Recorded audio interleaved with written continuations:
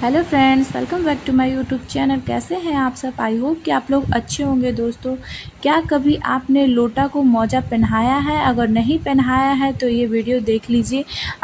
Video देखकर आप लोग कहाँ से मेरे वीडियो को वॉच कर रहे हैं मुझे कमेंट्स में ज़रूर बताइएगा। वीडियो अच्छा लगे तो एक लाइक कीजिएगा, अपने फैमिली रिश्तेदारों में शेयर कीजिएगा दोस्तों। और वीडियो ज़रा से भी यूजफुल लगे तो लाइक शेयर कीजिए। चलिए हम देख लेते हैं फर्स्ट टिप। हमारा फर्स्ट टिप यहाँ पे होने वाला है इस तरीके से। लहसुन को लेकर, लहसुन हम लोग सब लोग छील कर रखते हैं। कभी कभी थोड़े से लहसुन के पेस्ट की ज़रूरत होती है, तो एक या दो पीस हम पेस्ट बनाना चाहे तो बिल्कुल नहीं बना सकते हैं, क्योंकि मिक्सी जार में तो ये चलेगा नहीं और सिलबट्टे पे पीसे तो सिलबट्टे भर का ही होगा। तो क्या कीजिए, इस तरीके के स्ट्रेनर ले, हम सभी के घर में होता है। आप चाहे तो चाय छानने वाले छन्नी भी ले सकते हैं और इस तरीके से लहसुन को घिस लीजिए। इससे एकदम फाइन पेस्ट तैयार हो जाएगा। अगर थोड़े से लहसुन की ज़रूरत है तो ये बहुत बढ़िया ट्रिक है। आप एक या दो लहसुन पेस्ट बना सकते हैं, तैयार कर सकते हैं दोस्तों। कभी कभी किसी मेडिसिन के रूप में हमें थोड़ा सा लहसुन की ज़रूरत होती है, तभी आप इस ट्रिक को आप आजमा सकते हैं। देखिए, तो है ना कमाल का आइडिया दोस्तों। तो इसी तरीके से आप लहसुन का पेस्ट तैयार कर सकते हैं थोड़ा सा। तो चलिए बढ़ते हैं नेक्स्ट। बारिश के मौसम माचिस ना बहुत जल्दी से सॉफ्ट हो जाते हैं, इसकी तीलियाँ भी एकदम सॉफ्ट हो जाती है और जब इसको जलाते हैं तो बिल्कुल नहीं जलती है। तो क्या कीजिए, इसमें आप डाल दीजिए टैल्कम पाउडर। कोई भी टैल्कम पाउडर ले लीजिए, एक्सपायर है तो भी चलेगा, और माचिस के डिब्बे में इस तरीके से डाल दीजिए। अच्छे से सेक कर लीजिए। टैल्कम पाउडर माचिस के तिल्ली को, नमी को सोख लेगा, और बस इसके रखने के लिए इसकी नमी वाली जगह पे नहीं रखना है, और हो सके तो पॉलीथीन वगैरह में लपेट कर रखिए। इससे जो होता है कागज़ वाला भाग होता है ना, वो सॉफ्ट नहीं होगा। बहुत ही बढ़िया ट्रिक है, आप इसको अपना कर देखिए, आपको ये ट्रिक पसंद आएगी। तो चलिए बढ़ते हैं नेक्स्ट टिप की तरफ। इस तरह के हेयर क्लेचर हम लोग सभी के घरों में होते हैं, और आपके घर में छोटी छोटी बच्चियां हैं और आपके क्लेचर लगाती हैं तो काफ़ी ज़्यादा ये हो जाते हैं। इसको हम अच्छे से ऑर्गेनाइज करके नहीं रखें तो इधर उधर रखें तो ज़रूरत पे नहीं मिलती है। तो क्या कीजिए, इस तरीके हैंगर ले लीजिए, पुराना हैंगर, नया हैंगर कोई भी ले लीजिए, और इसमें सारे क्लेचर को इस तरीके से लगा कर रखिए। आप पतला वाला भी हैंगर ले सकते हैं और इस तरीके से चौड़ा वाला भी हैंगर ले सकते हैं। इसमें छोटा बड़ा हर साइज का क्लेचर बहुत आसानी से आ जाएगा। इस तरीके से लगा दीजिए और हैंगर को कहीं भी हैंग कर दीजिए, कहीं भी ड्रेसिंग के पास, और अच्छा रहेगा। जब भी आप जिस क्लेचर की ज़रूरत हो निकालिए और यूज करिए। इससे आपके बच्चों को भी क्लेचर खोजने की ज़रूरत नहीं पड़ेगी, वो भी अपने मनपसंद के क्लेचर इसमें से निकाल कर लगा सकती हैं। तो है ना कमाल का आइडिया दोस्तों। तो चलिए बढ़ते हैं नेक्स्ट टिप की तरफ। नेक्स्ट टिप भी हमारा बहुत यूज़फुल होने वाला है। तो यहाँ पर शूज़ को लेकर है। बारिश के मौसम में अजीब सी स्मेल आती है, चाहे तो गीला हो या फिर ड्राई जूता हो, कोई भी हो, सूख के इसमें रख दे तो इसमें काफ़ी दिन रखे रखे इसमें स्मेल आने लगती है। तो आप इसमें क्या कीजिए, थोड़ा थोड़ा सैनिटाइज़र स्प्रे कर दीजिए, और धूप है तो धूप में 5 से 10 मिनट के लिए रख दीजिए, और फिर इसको सूटकेस में रख दीजिए। तो इसमें इसमें बैड स्मेल नहीं आएगी। तो है ना कमाल का एक्सपायर सैनिटाइजर का यूज़ कर सकते। चलिए बढ़ते हैं नेक्स्ट टिप की तरफ। हाँ, तो जा चुका है और हमारे घर में पुरानी रखे तो रखी हो सकती है, इसको फेंकिए नहीं, इससे आपका पैसा बचेगा और इसका कुछ ऑर्गेनाइज बना कर बहुत महंगी महंगी चीज़ें बना करके इसको तैयार करेंगे। तो यहाँ पर देखिए, मैं पुराने राखियाँ ली हूँ और इसमें बहुत अच्छे अच्छे स्टोन होते हैं, और इसको निकाल लीजिए। और इस तरीके से निकाल के आप देखिए, इसमें क्लिप जो होता है इसमें आप निकाल के आप इस तरीके से इसको ऑर्गेनाइज कर सकते हैं। हमारे घर में क्लिप होते हैं, और ख़ास करके छोटी बच्चियां अगर है तो उनके पास तो ज़रूर होती हैं। तो आप यहाँ पर देख पा रहे होंगे कितने पुराने क्लिप को मैं इस तरह से ऑर्गेनाइज कर दिए हैं। और उसके बाद आप रबर को भी इस तरीके से ऑर्गेनाइज कर सकते हैं। देखिए, मैं आपको एक क्लिप बना कर दिखाई हूँ और एक रबर भी मैं बना कर दे, चिपकाने वाला चीज़ लीजिएगा जिससे ये जल्दी निकले ना। यहाँ पर मैं देखिए चिपका कर, देखिए इस तरीके से कितने अच्छे तरीके से मैं आपको रबर बैंड को भी सजा सकती हूँ। देखिए इस तरीके से। राखी की कोई कोई चीज़ बहुत ज़्यादा सुंदर होती है जो राखी उतारने का फेंकने का मन नहीं करता है। और किसी किसी के भगवान जी बने होते हैं तो उसको भी चाहे तो इस पे लगा सकते हैं।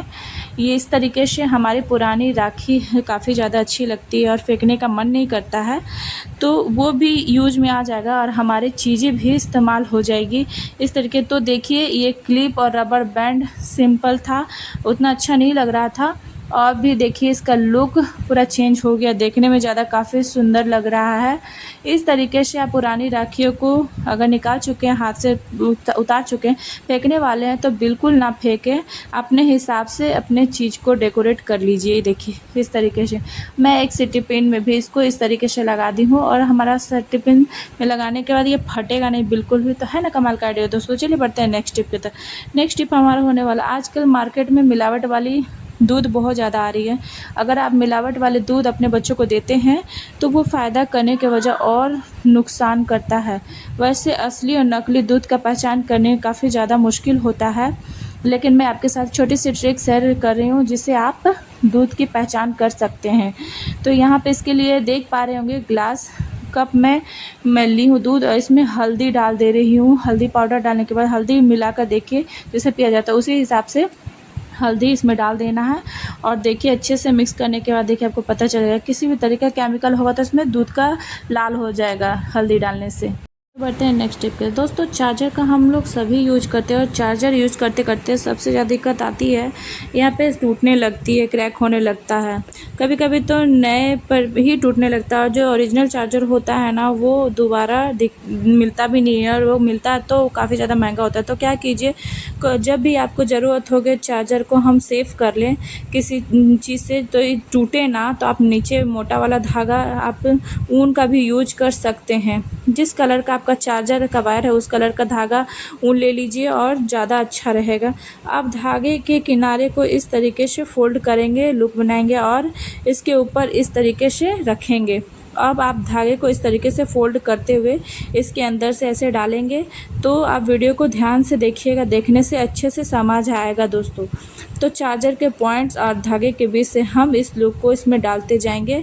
अगर आप स्वेटर वगैरह के बुनाई किए होंगे तो आपको पता होगा कि सिलाई में मतलब फंदा किस तरह से डालते हैं, सेम उसी तरीके से धागे को फंदा से डालते जाना और इसको बढ़िया से टाइट करते जाएंगे इस तरीके से खींच के। और आप जितनी दूरी आपको हो उतनी दूरी कर लीजिए आप। अब लास्ट में खूब अच्छे से खींचेंगे, और अब क्या करेंगे, इस तरीके से धागे के नीचे के साइड में छोड़े थे इसको खींचेंगे तो वो जो लुक है ना वो टाइट हो जाएगा। ये देखिए, तो है ना कमाल का आइडिया दोस्तों। इस तरीके से चार्जर को सेव करके रख सकते हैं दोस्तों। सेलो टेप का तो हम लोग सभी यूज करते हैं, पतले वाले या फिर चौड़े वाले का। तो कट करने के बाद निकालने के बाद इसके जो किनारे होती है ना इस तरीके से चिपक जाती है, इसको निकालना काफ़ी ज़्यादा मुश्किल होता है। कभी कभी तो बहुत ज़्यादा समय लग जाता है इसको खोजने में। तो आप इसके लिए क्या कीजिए, आप कोई भी पुराना बिंदी ले लीजिए, और उसके बाद आप हो सके तो कोई भी पुराना मतलब क्लिप ले लीजिए, उतना ज़्यादा अच्छा रहेगा। क्योंकि मेरे पास ये वाला पतला वाला क्लिप था तो मैं इसको यहाँ पे लगा दी हूँ। आप कोशिश कीजिए कि इससे भी ज़्यादा पतला क्लिप हो तो उससे आप लगा दीजिए, या फिर सेफ्टी पिन आप लगा दीजिए और इस तरीके से रख दीजिए। वो आप जब भी इसको सेलो टेप के यूज करना हो तो आप इस तरीके से पिन को हटाइए और यूज कर सकते हैं। तो चलिए बढ़ते हैं नेक्स्ट टिप। फर्स्ट पर कि सॉस गिर जाता है तो बहुत ज़्यादा दिक्कत होती है, ये साफ़ होने के बजाय और फैल जाता है, काफ़ी ज़्यादा मेहनत लगती है। तो इसके लिए आप क्या कीजिए, इस तरीके से प्लेन प्लेट ले लीजिए जिसमें बॉर्डर नहीं हो, उस तरीके से कोई भी प्लेट ले लीजिए।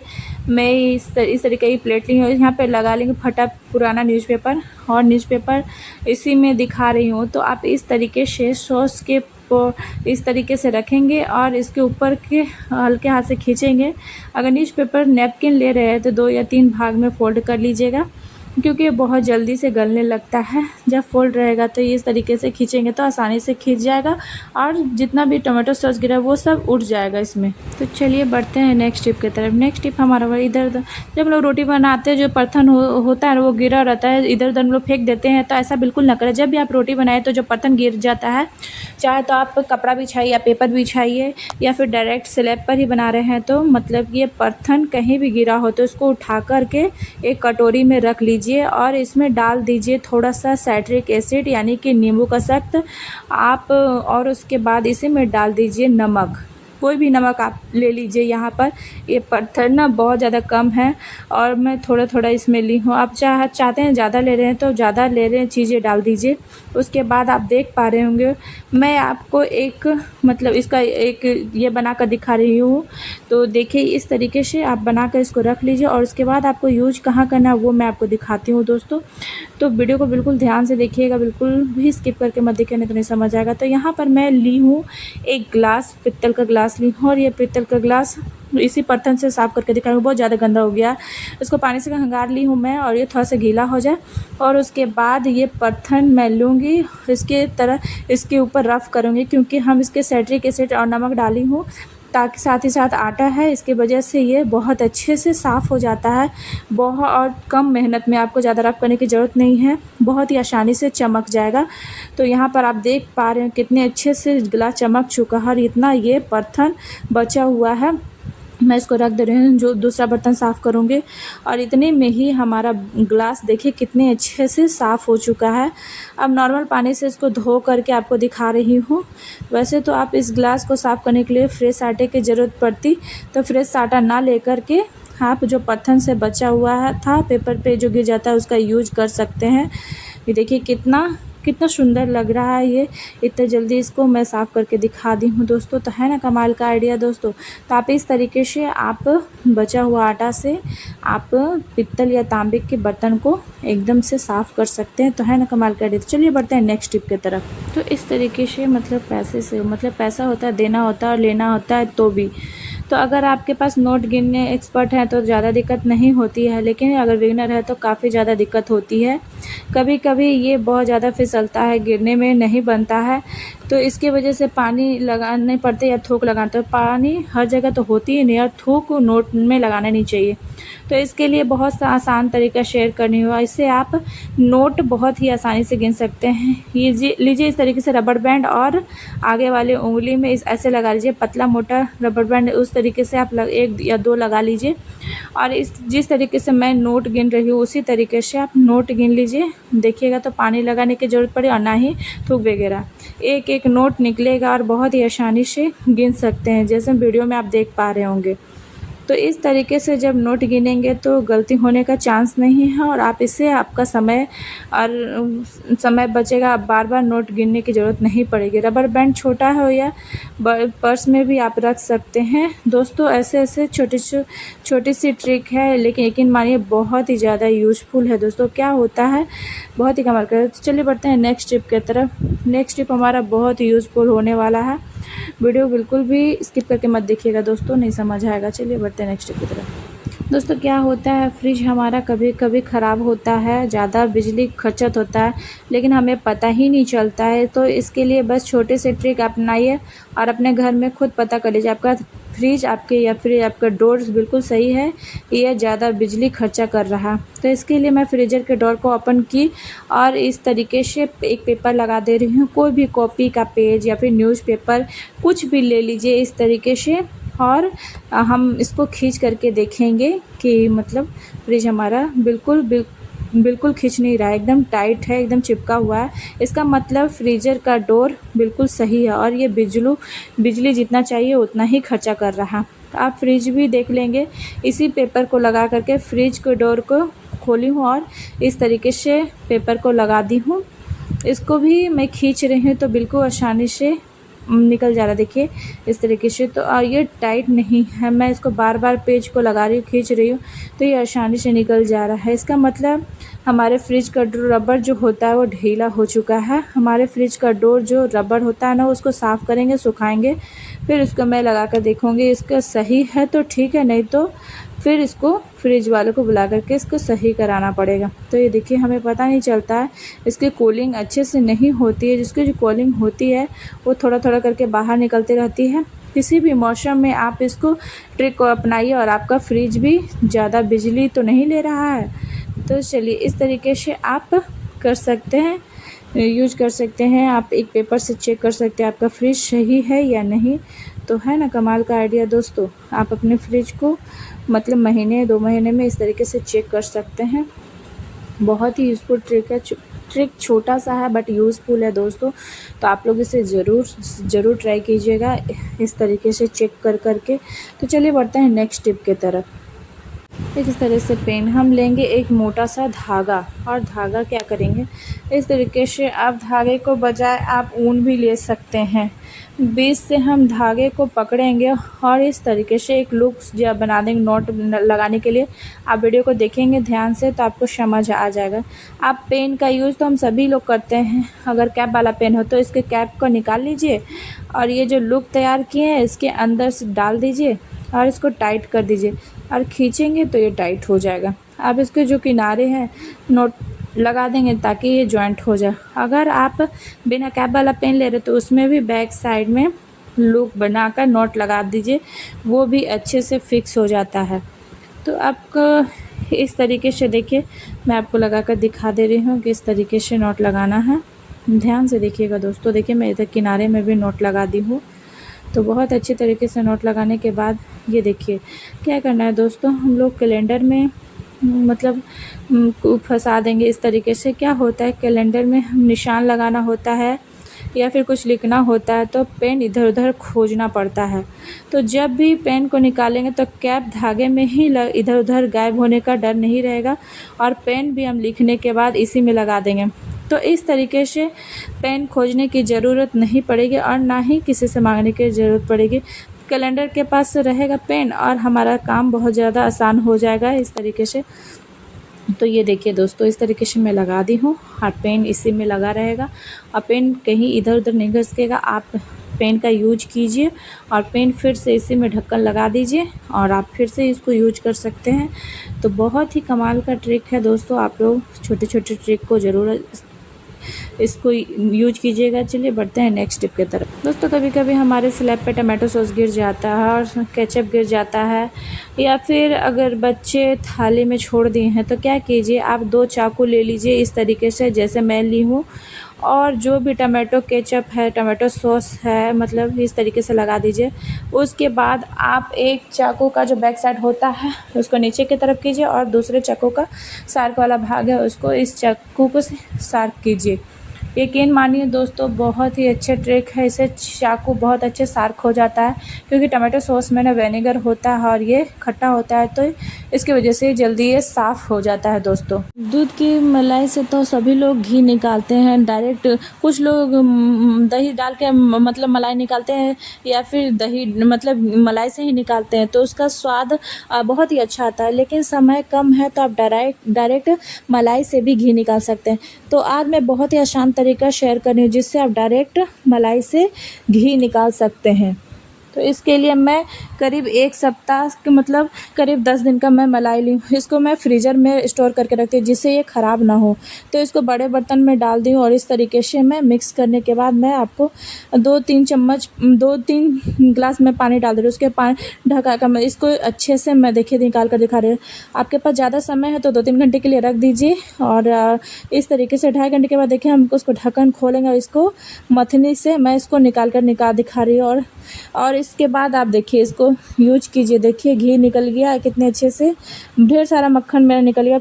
आप छाछ बनाकर भी पी सकते हैं, आप कढ़ी में यूज़ कर सकते हैं। देखिए इस तरीके से अब मैं इसको पका रही हूँ कितने अच्छे से। मैं आपको मतलब घी इस तरह से मलाई को गर्म होने पर मथनी से में जो मक्खन लगा होता है वो बहुत ही आसानी से निकल जाता है। ये देखिए कितने अच्छे से मेरा, अगर आपके पास समय है तो आप इस तरीके से घी निकाल सकते हैं। तो है ना कमाल का आइडिया दोस्तों। चलिए बढ़ते हैं नेक्स्ट टिप की तरफ। अगली टिप है यहाँ पे लेना है आप एक बर्तन, उसमें पानी लेना, 1 गिलास पानी और उसके बाद आप डाल देना है 1 चम्मच भर करके सोडा डालने के बाद अच्छे से मिक्स कर दीजिए। मिक्स करने के बाद आप इसमें कोई भी शैम्पू ले लेना है जो आपके पास हो। मेरे पास जो पड़ा हुआ था पाउच क्लिनिक प्लस काफ़ी दिनों से पड़ा हुआ था शैम्पू, तो मैं इसको ले ली हूँ। इसी शैम्पू से मैं क्या करूँगी इसमें निकाल लूँगी। शैम्पू आपको थोड़ा सा डालना है, बहुत ही ज़्यादा नहीं डालना है। अच्छे से इसको कर लेना है दोनों को मिक्स। दोनों चीज़ को मिक्स करने के बाद मिलाने के बाद आपको इस तरीके से लिक्विड बना लेना है। बनाने के बाद बरसात में आपके घर में बहुत ज़्यादा काम आने वाला है। यहाँ पर आपको कोई भी किसी भी तरीके का सॉक्स ले लेना है और उसके पानी में इसको भिगा लेना है। भिगा लेने के बाद अच्छे से निचोड़ लेना है। पानी बिल्कुल भी नहीं रहना चाहिए इस तरीके से। और जो सॉक्स है उसको अच्छे से भिगाया हुआ लिक्विड में, उसके बाद आपको क्या करना है, आपको ले लेना है एक लोटा और लोटे में इसको इस तरीके से पहना देना है। जो हमारे घर में इस तरीके से गंदा पड़ा हुआ, मतलब कोई भी चीज़ गंदा पड़ा हुआ, बेड, चटाई हुआ, या फिर बरसात के दिनों में सीलन की वजह से इसमें फंगस के निशान आ जाते हैं, तो इसको हम धुल तो सकते नहीं हैं। तो आपको करना क्या है, इस लिक्विड को बना करके और लोटे पर मोजे को पहना करके घुमा देना है इस तरीके से, जिससे जैसे ही मोजा गंदा हो जाए तो आप इसको दोबारा से लिक्विड में डुबो देना है और इस तरीके से पूरे गद्दे पे चला देना है। जितने भी फंगस होंगे, निशान होंगे, वो भी साफ़ हो जाएंगे, साथ ही इसमें जो गंदगी है वो भी साफ़ हो जाएंगे। आप यहाँ पर देख सकते हैं गद्दे अच्छे से साफ़ हो चुका है। यहाँ पर आपको पंखे को चला देना, जिसकी वजह से हवा लगेगी और गद्दा अच्छे से सूख जाएगी और गद्दा, चटाई, किसी भी प्रकार के मतलब बेड को साफ़ कर सकते हैं। ट्रिक देखिए, इस तरीके से आप साफ़ कर सकते हैं दोस्तों, है ना कमाल का आइडिया। अगर ट्रिक पसंद आए तो एक लाइक कर दीजिए, फैमिली में, रिश्तेदारों में ज़रूर शेयर कीजिएगा दोस्तों। तो ये देखिए कितने अच्छे तरीके से ये मेरा गद्दा साफ़ हो रहा है। थोड़ा सा भीगेगा तो आप पंखा इसको चालू कर लीजिएगा, पूरा का पूरा बेड धोने की ज़रूरत नहीं है दोस्तों। तो ये ट्रिक छोटी सी है बट यूज़फुल है दोस्तों, आप लोग इसे ज़रूर ट्राई कीजिएगा। तो देखिए, आप देख पा रहे होंगे पूरा बेड साफ़ हो चुका है दोस्तों। तो है ना कमाल का आइडिया दोस्तों। मेरी वीडियो को किस गांव, किस शहर से वॉच कर रहे हैं मुझे कमेंट्स में ज़रूर बताइएगा दोस्तों। आप लोग कमेंट्स करते हैं, मुझे अच्छा लगता है कि मेरी वीडियो आप लोग के इतनी दूर तक देख रहे हैं। तो चलिए दोस्तों, आज के लिए इतना ही, मिलते हैं जल्दी नेक्स्ट ब्लॉग में। छोटे से ट्रिक है, लोटा से पूरा बेड साफ़ कर सकते हैं दोस्तों इस तरीके से। चलिए आज के लिए इतना ही, बाय बाय।